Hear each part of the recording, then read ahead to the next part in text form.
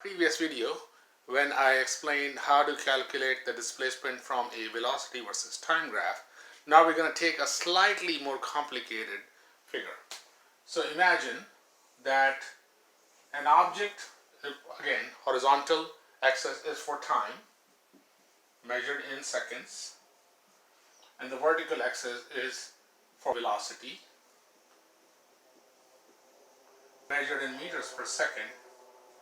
Now let's take a little bit slightly more complicated approach. Let's say that an object moves in such a manner that the velocity uniformly increases to reach to a certain amount of velocity, and then it remains constant for a certain amount of time, and then it starts to reduce within a certain amount of time. This means that let's say that it took 2.0 seconds to arrive at a velocity of any arbitrary number, say 10.0 meters per second, and it remains 10.0 meters per second for another 3 seconds, so this will be 5 meters per second, and then another, say, 1 more second, so that is 6.0 seconds later, it dropped down to 0 back again. So this overall figure is like a trapezoid. A trapezoid area we have already learned in geometry is base 1 plus base 2 divided by 2 times the height.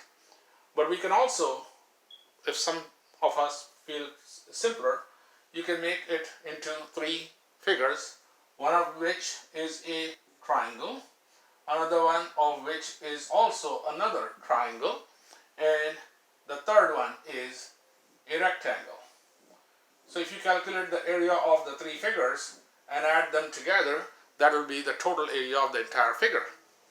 So let's look at the first triangle. The first triangle is 2 seconds base and 10 meters per second height.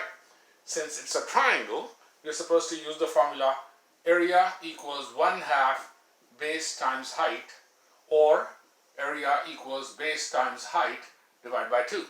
Base for the first triangle is 2 seconds. Height for the first triangle is 10 meters per second. So it's going to be 2 times 10 divided by 2, which is going to be 10 meters. 10 meters is the area for the first triangle.